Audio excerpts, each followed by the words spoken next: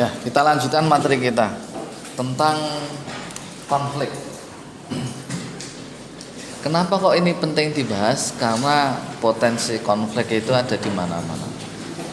Terutama kalian ketika nanti ada di industri, ketika sudah membawai karyawan atau menjadi supervisor, kepala bagian atau manajer mungkin, atau kalian yang membuka usaha sendiri, kemudian punya pegawai dan lain sebagainya, maka potensi konflik itu hampir selalu ada. Ya, konflik itu hampir selalu ada. Walaupun itu tidak harus heboh ya, seperti kalau kayak orang demo dan lain sebagainya, tidak harus seperti itu. Tapi bentuk perlawanan itu bisa macam-macam, gitu ya. Bentuk perlawanan seseorang karena tidak setuju, tidak sepakat, tidak sesuai, gitu, tidak cocok, itu bisa bermacam-macam. Ya, perbedaan pendapat itu juga bisa mengakibatkan konflik. Gitu. Bahkan mungkin sekarang pun bisa jadi konflik juga. Misalkan nih, keinginan kalian tuh hari ini kan sudah siang-siang, gitu. Ngantuk, terus lapar gitu, kan pengennya tidur. Kalau tidak tidur pulang, kalau tidak pulang makan di warung gitu, karena santai, apalagi hawannya panas kayak gini ya. Itu pengennya ya yang nyantai-nyantai. Tapi kok ada jadwal kuliah, kan ini konflik dengan diri Anda sendiri, konflik dengan batin Anda sendiri gitu. Tapi kemudian sama saya juga iya, kalau saya pengennya ya nggak ajar ya, karena siang-siang gitu, ngantuk mungkin ya, tapi ya karena jadwal kewajiban, sehingga keinginan hati kita itu kemudian kita kalahkan gitu. Keinginan hati kita kalahkan karena apa? Demi tanggung jawab kan itu ya.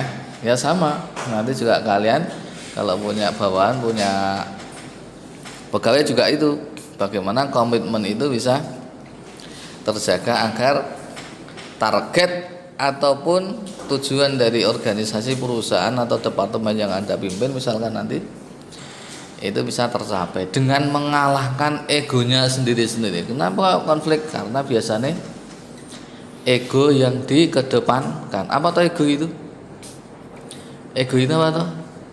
Ingin menang sendiri, mementingkan dirinya sendiri. Yang penting saya bisa, terserah yang lain. Yang penting saya miliki, yang lainnya terserah. Nah, itu biasanya ego. Sehingga perlawanan terbesar itu bukan peperangan, tapi perlawanan terbesar adalah perang dengan melawan diri kita sendiri.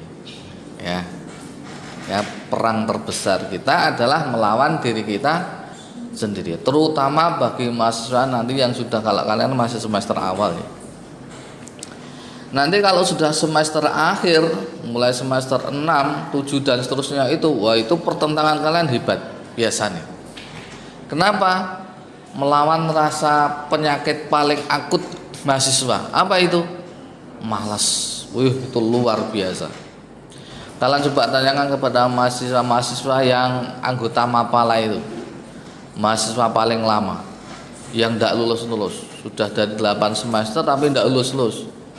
Kadang bimbingan itu sampai 2 tahun. Bimbingan pertama lanjut 2 tahun lagi. Kenapa enggak nongol-nongol? Males biasanya. Kenapa muncul malesnya? Karena mereka sudah tidak merasa, tidak ada beban kecuali hanya itu saja. Sudah tidak ada yang memaksa. Ya, memaksa itu maksudnya maksa keadaan. Misalnya kuliah kan kalian terpaksa, dipaksa dengan jadwal, gitu. Coba kalian kalau tidak ada jadwal, kuliah seenaknya, mungkin tidak kuliah. Karena sebenarnya kalau kita pengen pengetahuan yang setingkat dengan sarjana itu diperoleh di luar akad, di luar kampus, bisa enggak? Bisa. Tapi rata-rata ya gagal. Kenapa? Karena tidak dipaksa oleh keadaan, oleh jadwal, gitu ya. Dipaksa oleh keadaan. Nah, sehingga rata-rata mereka kena penyakit malas tadi. sampai hampir ada yang mau tinggal kurang seminggu baru nongol gitu. Sudah masuk masa-masa injury time, sudah masuk masa-masa sakaratul maut baru kelihatan ya, kurang beberapa minggu, kurang 1 bulan DO. Nah itu penyakit mas, itu yang kalian lawan diri kita sendiri, dari kalian sendiri. Belum nanti ketika kalian misalkan ya punya ide, punya pendapat, tapi kemudian tidak disetujui oleh dosen pembimbing kalian, itu konflik juga. Apakah kalian tetap kekeh dengan pendapat kalian, ataukah mengikuti pendapatnya dosen pembimbing? Nah itu juga konflik. Dengan yang ada di lapangan pun ya, sesuai dengan metode yang kalian baca. Ini misalkan kalian harus mengumpulkan masalah keuangan, misalkan tentang pengukuran kinerja perusahaan, performansi kinerja perusahaan. Itu kan harus ada data keuangan. Sementara perusahaan sangat sulit biasanya untuk mengeluarkan data tentang keuangan. Itu juga potensi konflik. Mungkin itu contoh-contoh yang bisa kalian alami ketika nanti selama kuliah. Belum lagi kalau nanti di pekerjaan, itu juga konflik. Saya contohkan misalkan saya sendiri ya. Ini misalkan saya kepala laboratorium, diminta untuk membuat roadmap pengembangan laboratorium 5 tahun ke depan. Saya buat, yang kalau lain juga ya, cuma saya buat. Tahun pertama ada line-nya, tahun kedua ada cloud-nya, tahun ketiga ada EOD-nya, tahun kelima saya ada robotiknya dan lain sebagainya. Ya, ada sistem terintegrasinya. Untuk mencapai itu maka butuh peralatan pendukung. Pengadaan peralatan itu butuh dana. Ketika dana diajukan nggak disetujui. Artinya apa? Antara permintaan, harapan, dan kenyataan tidak tambung. Ya sudah. Ya, tinggal bagaimana kita kemudian menyikapinya. Dulu pernah ada anak wali saya itu yang nilainya buruk. Standar nilai mahasiswa itu kan 2,75 ya. Kalau sudah di atas 3 itu sudah dianggap baik lah. Kalau di atas 3,5 itu baik sekali ya, sangat memuaskan, cum laude gitu. Saya punya anak wali itu IPK-nya 1,7 atau 1,5. Dia di bawah 2. Hanya anak itu saya panggil. Saya panggil ngadep saya tanya, kamu punya masalah dengan dosen? Tidak, Pak. Punya masalah dengan cara belajarmu? Tidak, Pak. Kamu punya masalah dengan temanmu? Tidak. Kamu punya masalah dengan pacarmu? Misalkan kalau kamu pacar? Tidak, Pak. Kamu punya masalah dengan lingkungan sekitarmu? Tidak, Pak. Semua dijawab tidak. Tapi nilaimu kok buruk. Nilai buruk ini menandakan bahwa kamu tidak bisa mengikuti pelajaran yang ada di kelas, tidak bisa mengikuti pembelajaran yang ada. Masalahnya apa? Kenapa? Dia jujur jawab gini, iya Pak, sampai sekarang kuliah ini di semester ketiga itu, dia jawab, saya tidak bisa jauh dari orang tua. Konflik tuh berarti ya, ada masalah. Nah, misalkan seperti itu. Atau contoh kemarin yang paling tragis itu misalkan, ada mahasiswi UMJ terjun dari lantai 4. Belum lama ya. Nah, terjun dari lantai 4. Ya wassalam. Ya toh? Ya udah. Nyawanya ya hilang gitu. Sebelumnya melakukan percobaan bunuh diri dengan cara menelan pil budrek 20 sekaligus. Tapi ketahuan, alhasil kemudian melakukan percobaan yang kedua dengan cara terjun dari lantai 4. Nah, itu juga biasanya diawali dari konflik, entah konflik dengan orang lain, yaitu konflik dengan organisasi, atau konflik dengan dirinya sendiri.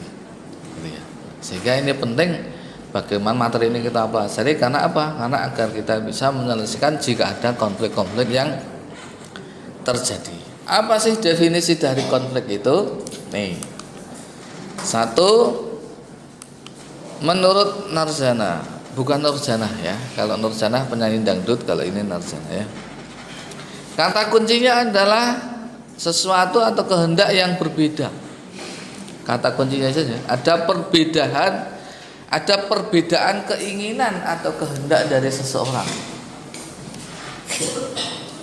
Kalau kalian itu penggemar mie ayam sementara teman Anda adalah penggemar nasi padang, itu dari sisi makanan sudah bisa menimbulkan konflik. Pas siang-siang seperti ini, pas lapar mau makan, kamu pengen makan nasi, pengen makan mie ayam, temanmu pengen ngajak nasi padang, kan perbedaan keinginan bisa menimbulkan, walaupun sekupnya kecil ya. Kira-kira kalau ada seperti itu, terus solusinya gimana? Kamu pengen mie ayam, teman Anda pengen nasi padang, kira-kira gimana? Makan sendiri-sendiri ya, gitu ya? Ada gimana? Gimana kira-kira? Makan sendiri-sendiri? Kan cuma makanan Pak, ya. Karena nanti kalau misalnya kita bawa ke sekup yang lebih besar, misalkan Anda sudah berkeluarga, suami atau istri Anda pengen bangun rumah di kota Jogja, sementara Anda pengen bangun rumahnya di Semarang. Perbedaan keinginan. Apa ya sudah kamu bangun di sana, saya tak bangun di sini gitu. Atau sudah cerai aja gitu. Enggak kan, enggak. Harus ada titik temunya. Tapi awalnya adalah ada perbedaan keinginan ataupun kehendak. Kata kuncinya ya, satu perbedaan keinginan. Yang kedua, ketidakcocokan nilai atau budaya ya. Orang Jogja sama Solo itu udah beda walaupun sama-sama di area Jawa. Batak, Sunda, Madura, Semarang, apalagi Irian, sudah beda banget. Perbedaan nilai. Contohnya begini, kalau saya contohkan misalnya, kalau di Jogja itu ada tradisi gotong royong. Gotong royong itu kalau orang mau buat rumah, sediakan material, nanti tenaganya itu dari tetangga-tetangga itu. Jadi membuat rumah itu cepat banget, mungkin 10 hari setengah bulan itu sudah berdiri rumah itu ya. Berdiri. Sehingga mereka rela untuk tidak berangkat kerja rutinan yang setiap hari itu, hanya untuk membantu tetangga yang sedang membuat rumah. Itu namanya nilai budaya. Daripada mereka dikucilkan, dikatai, digunjingi, ya, mending ikut gotong royong bangun rumah tetangga. Tapi nanti bergeser di sebelahnya itu udah beda lagi. Ada yang asli Gunung Kidul enggak sini? Ada yang asli Gunung Kidul? Ada enggak? Gunung Kidul itu gini, kalau kalian suatu saat main ke Gunung Kidul, tanya wilayah gitu misalnya. Mas, Pak, Budi, Simbah, Pantai Baran di mana ya? Oh, di situ. 2 kilo lagi. Kata mereka 2 kilo. Tapi kalau kita yang jalani itu bisa setengah jam. Mungkin kalau dihitung bisa 20 kilo, bukan 2 kilo, tapi 20. Menurut mereka dekat. Ya, tapi menurut kita mungkin jauh. Apalagi kalau ada tradisi nikahan. Kalian buat undangan 300, yang datang itu bisa 3 bis. Oh, sudah warga sendiri sudah sekitar 200-an, itu tambah 3 bis. Kenapa? Setiap orang yang kelihatan diajak sampai bisnya pun. Ya itu nilai. Tapi itu menunjukkan gotong royong. Kalau di sana udah biasa. Gitu ya, itu nilai-nilai yang bisa menimbulkan konflik kalau tidak disadari dan tidak dikompromikan ya. Ya, setiap orang selain punya karakter yang berbeda, punya nilai yang dipegang itu berbeda. Kenapa dosen itu kadang marah di depan kelas? Ya karena nilainya beda. Ada kan dosen misalkan harus tepat waktu, berarti kalau ada yang terlambat dimarahi. Kenapa? Nilai yang dipegang. Ya, ada yang lain sebagainya dan lain sebagainya. Aturan-aturan di kelas itu rata-rata kalau nilai-nilai yang dipegang. Kalau saya ya tidak pernah mempermasalahkan. Wong kalian sambil makan minum tidak apa-apa di kelas saya loh ya, karena di kelas yang lain. Daripada kalian pingsan, mending biarkan ya. Ketidakcocokan nilai. Kemudian ada ketidaksepakatan, sama ini juga berarti ada sesuatu yang jadi rembuk tidak sepakat, itu bisa menimbulkan perdebatan, konflik. Nanti kalian itu akan menganalisis lebih jauh ketika nanti KKN. KKN itu kan di semester berapa? 6 ya? 6 7 ya. Nah, itu kalian akan terjun ke masyarakat, kalian akan menganalisis di masyarakat itu, menganalisis situasi masalah yang ada di sana, termasuk konflik yang mungkin timbul. Contoh,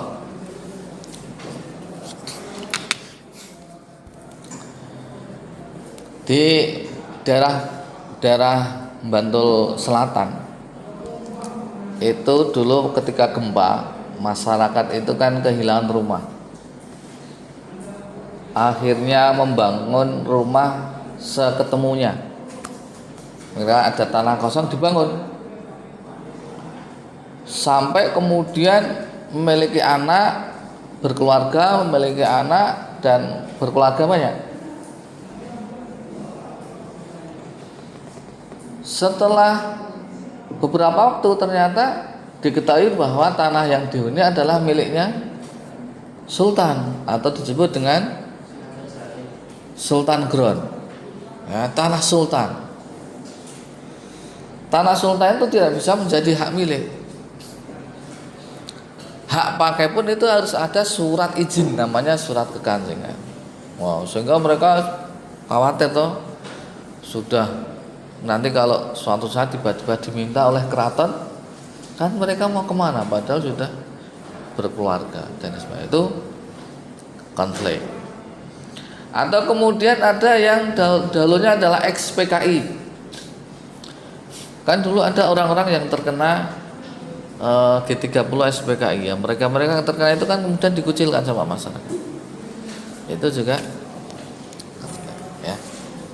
Nah, rata-rata demonstrasi itu karena ketidaksepakatan dengan aturan.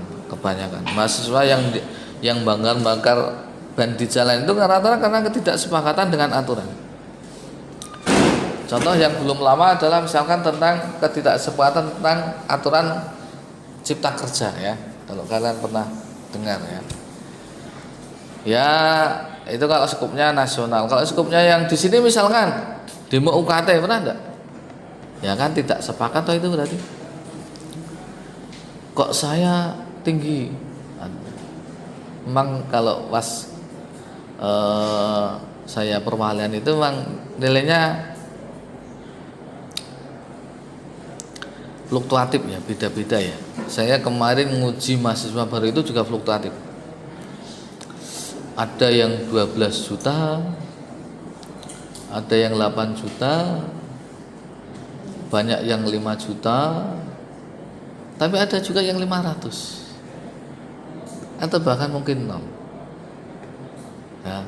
Nah, penetapan ini ada yang mungkin tidak sepakat sehingga menimbulkan kok UKT-nya mahal, fasilitasnya seperti ini misalkan ya. Nah, itu namanya konflik.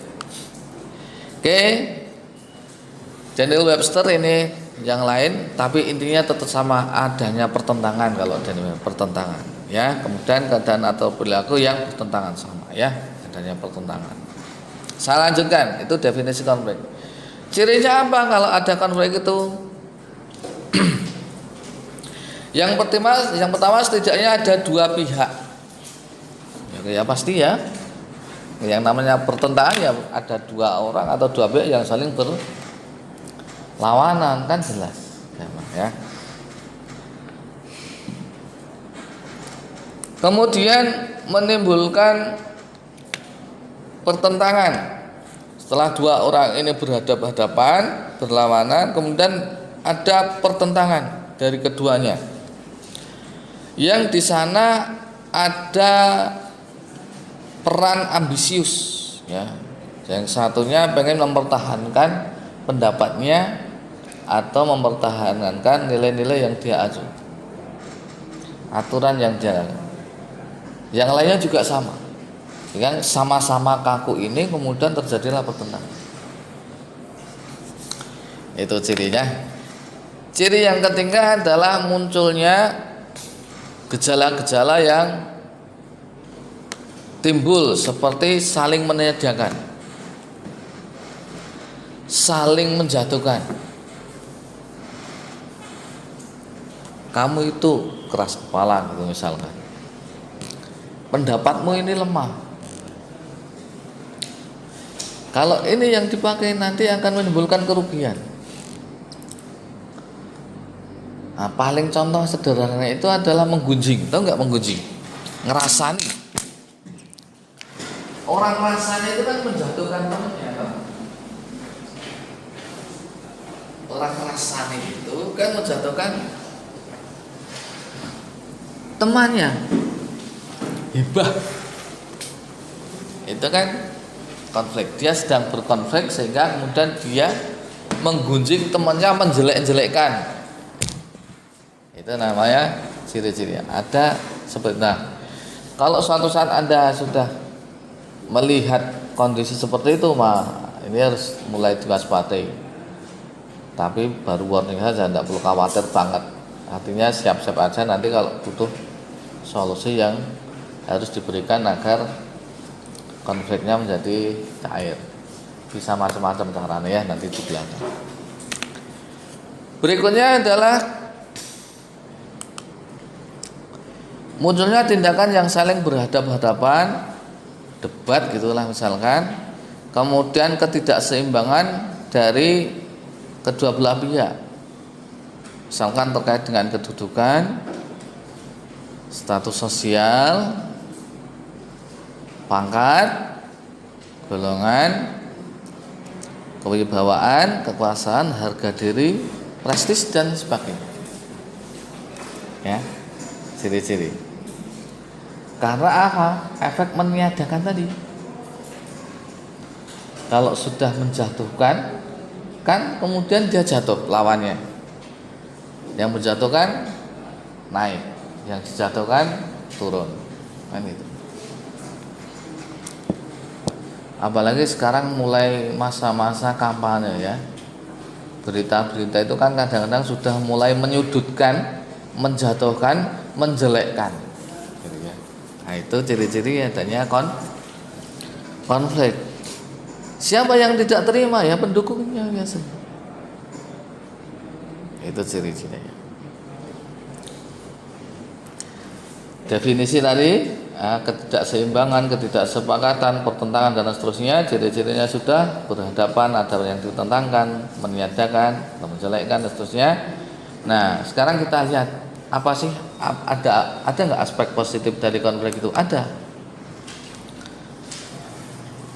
Karena kita menyadari bahwa setiap orang itu memiliki nilai yang berbeda-beda, memiliki karakter yang beda-beda, memiliki nilai yang berbeda-beda, memiliki pendapat yang berbeda-beda, maka perbedaan itu kemudian bisa memunculkan, menimbulkan rasa tanggung jawab, memahami tentang perbedaan.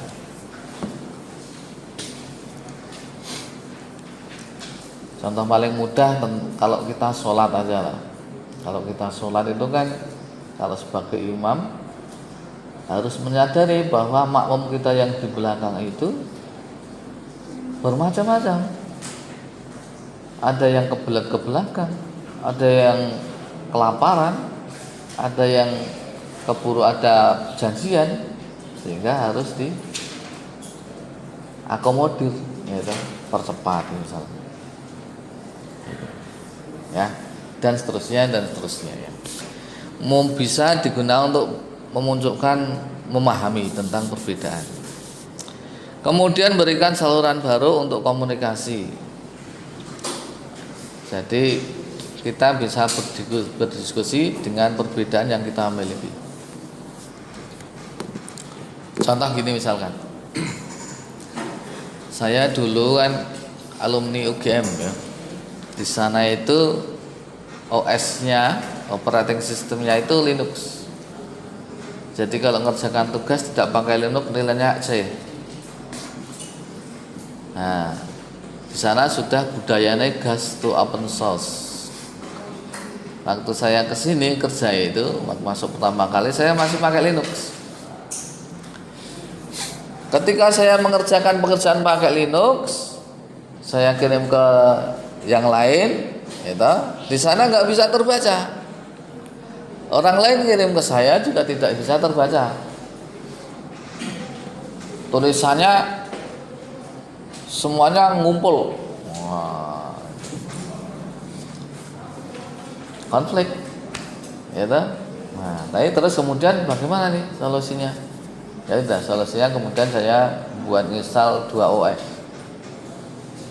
Ada Linux atau Windows. Ternyata dari melihat perkembangan nggak ada yang minat dengan Linux di sini. Ya udah, saya Windows murni sekarang, tapi yang original ya. Nah, kemudian masalah e-learning gitu ya. Belum ada pakai e-learning di sini. Padahal kita bisa, kalau pakai e-learning itu bisa pembelajaran jarak jauh.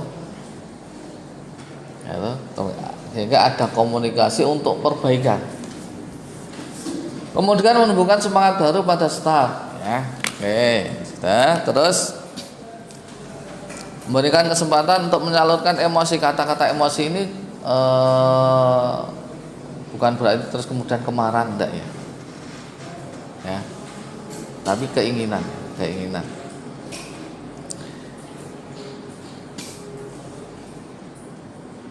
Ada tempat untuk curhat lah, adanya kayak gitu.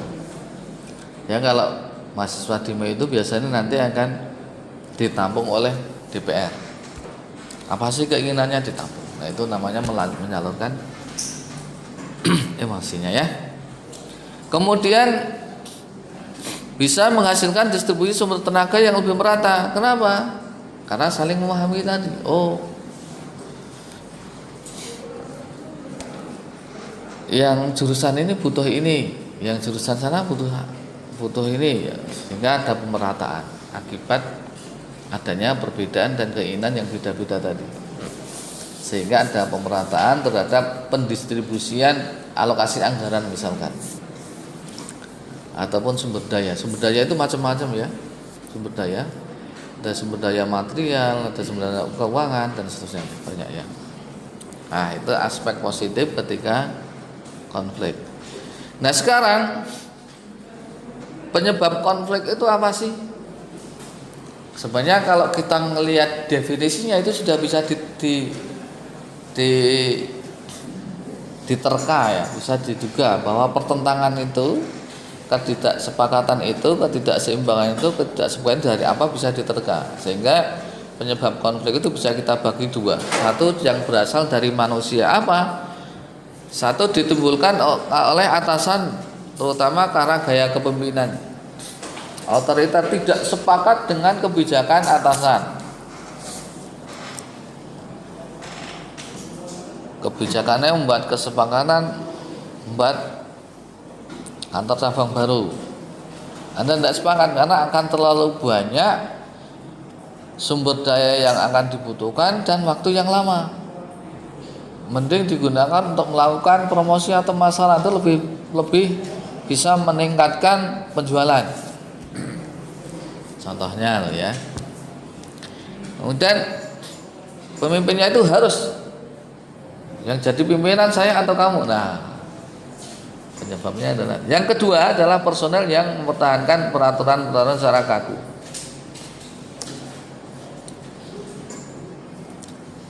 Kalau tidak A tidak,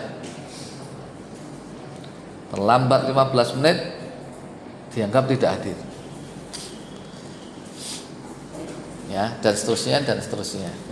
Kaku. Kalau kaku itu bisa menyebabkan konflik. Yang ketiga timbul karena ciri-ciri kepribadian individual, mungkin karena egoisnya, temperamentalnya. Ini kata kuncinya di sini. Kita lihat bahwa konflik itu rata-rata karena temperamen,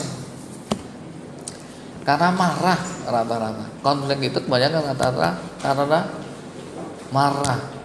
Marah itu kenapa? Karena tidak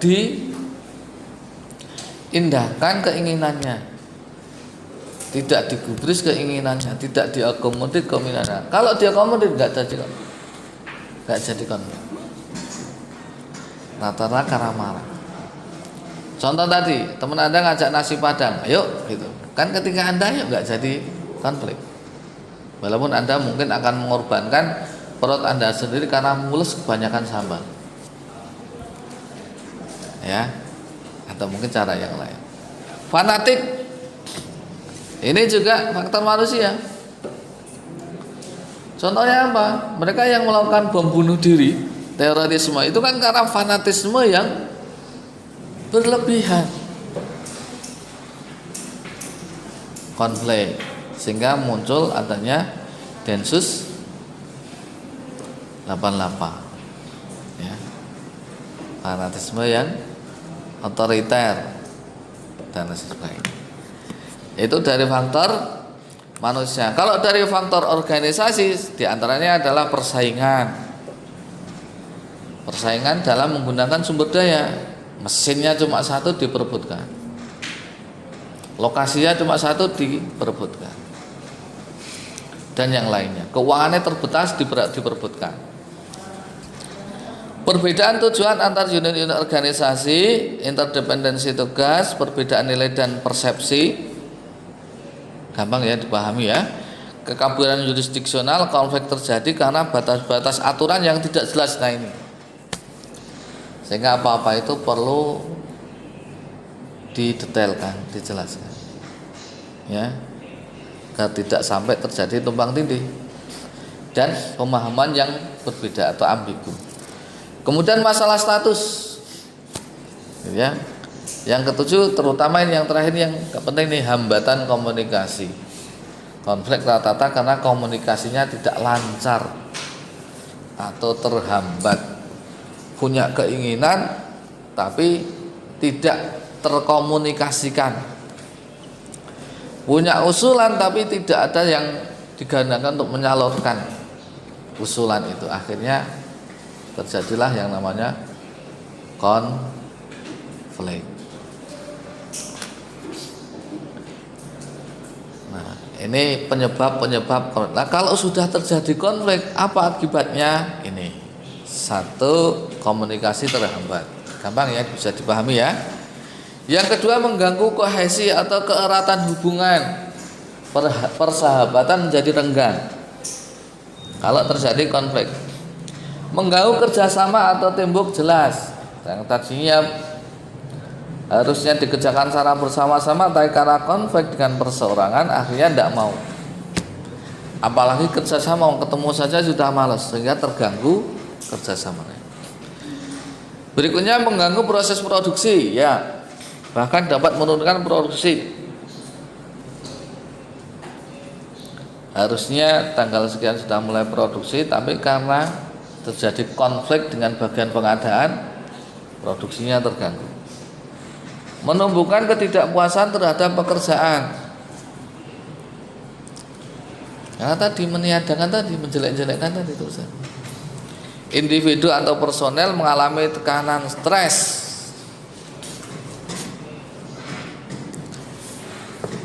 Ada lulusan mahasiswa teknik industri kalau kerja di Jogja itu gajinya sudah sangat tinggi, yaitu 25 juta. Tapi kemudian dia keluar dari perusahaan, padahal dia sudah jadi plan project manager perusahaan. Dia membayar satu cabang perusahaan, gajinya sudah 20 juta. Itu sudah sangat tinggi kalau di Jogja. Tapi keluar, kenapa? Karena stres, tekanan yang terlalu berat. Tekanan yang terlalu berat, akhirnya keluar, ya. Karena tekanan yang terlalu berat itu kemudian menimbulkan kecemasan, mangkir, menarik diri, tidak mau terlibat, frustasi, dan bahkan apatis. Itu akibat negatif. Tapi konflik juga bisa berakibat positif juga. Apa itu? Membuat organisasi tetap hidup dan harmonis. Kenapa? Karena ada perbedaan. Ya, kalau bisa dikelola, bisa membuat hidup itu tetap harmonis. Apakah suami istri itu sama? Tidak, bahkan mereka berbeda. Ada yang satu disiplin, ada yang satunya santai. Tapi malah jadi harmonis karena yang disiplin kemudian mengingatkan agar yang santai bisa cepat, yang santai bisa mengingatkan yang terlalu disiplin agar tidak gampang stres.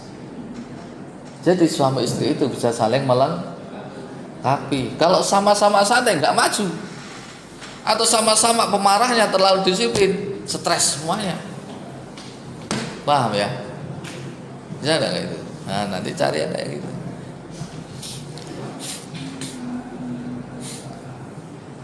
Saya itu kadang-kadang kalau di rumah itu nggak kepikiran, tapi istri saya itu punya ide aja. Saya nggak kepikiran. Kan kalau dosen itu ya, kita itu kan kita itu terbiasa dengan akademis, dengan referensi, dengan keilmuan ilmiah. Jadi kadang-kadang kalau dia keluar dari pakem itu kita kadang-kadang tidak kepikiran. Tapi kalau istri misalkan atau siapa itu kadang-kadang malah punya solusi yang kita tidak terbayangkan sebelumnya.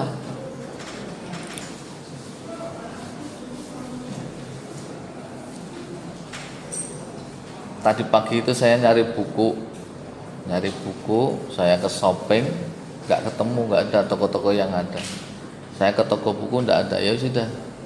Saya ke sini aja, saya cuma di jalan itu berdoa, ya Allah saya sudah ikhtiar cari buku tapi nggak dapat.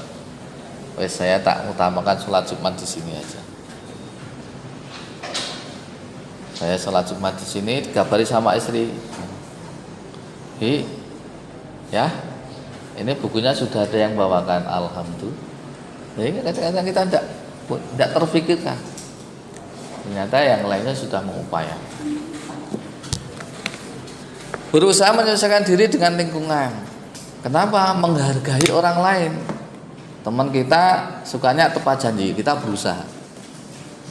Misalkan ya, positifnya lagi dalam melakukan adaptasi sehingga dapat terjadi perubahan dan perbaikan di dalam sistem, prosedur, mekanisme. Menyesuaikan tadi. Oh, sekarang tujuan organisasi kita adalah melakukan ekspansi usaha di Yogyakarta dengan tipikalnya seperti ini, sehingga semuanya kemudian menyesuaikan. Memunculkan keputusan-keputusan yang bersifat inovatif karena ada perbedaan-perbedaan tadi sehingga harus dipertemukan. Kalau Anda penggemar mie ayam tidak ingin mengecewakan teman Anda yang sukanya nasi padang, Anda beli mie ayamnya dulu misalkan. Terus ketika teman Anda ngajak makan nasi padang, ayo makan di sana. Tapi saya makan mie ayam, inovatif misalkan ya. Memunculkan persepsi yang lebih kritis terhadap perbedaan pendapat. Ya, itu akibat positif sehingga ada inovasi atau kebaruan yang bisa diambil. Nah, bagaimana cara mencegah agar konflik itu tidak terjadi? Dari ulasan yang tadi sebenarnya sudah bisa kita simpulkan di antara cara-cara mencegah konflik terjadi adalah satu, disiplin. Orang itu kalau memenuhi aturan, konflik tidak terjadi. Contoh, kemarin ada aslaf itu yang laporan ke saya, Pak, ini ada satu mahasiswa yang sudah tidak mengikuti praktikum 2 kali. Terus gimana, Pak? Bingung dia. Gampang saya bilang itu, aturannya gimana? Itu saja yang ditekankan. Kalau aturan 2 kali sudah tidak mengikuti kuliah atau praktikum dianggap gugur, ya sudah. Gitu Pak ya? Iya. Berarti ada yang kamu pegang. Daripada kamu mempertahankan, kamu malah berkonflik di belakang. Ya. Cara mencegah yang kedua adalah pertimbangan pengalaman dalam tahapan kehidupan.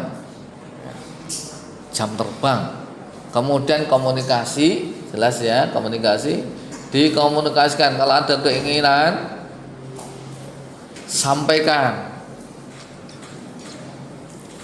Kalau dipendam ya bagaimana mau tahu? Apalagi cewek-cewek ya. Kamu itu loh tidak tahu perasaan saya. Wong tidak diomongkan kok mau tahu? Dari mana? Ya. Ya kalau dia bisa membaca pikiran orang atau isyarat orang. Kalau tidak omongkan bagaimana mau tahu? Yang keempat nih, yang penting nih juga mendengarkan, didengarkan. Kalau ada orang ngomong, dengarkan. Dan tidak terjadi. Jangan langsung disemprot. Dengarkan. Sudah? Nih tak jelaskan. Nah, itu cara-cara mencegah Sekarang bagaimana kalau sudah konflik itu terjadi? Bagaimana cara menyelesaikannya? Satu, dengan cara menghindar. Jika masalah yang dipicu ini tidak terlalu penting, wes daripada nanti saya sakit perut karena mengiyakan makan nasi padang teman saya, mending hindari saja.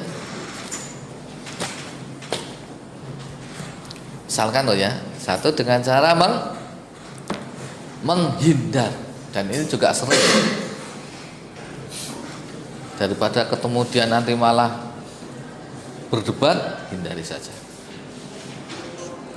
Daripada nanti ketemu dengan poin ini bermasalah, hindari saja, nggak usah dibahas, yang lain saja, gitu ya.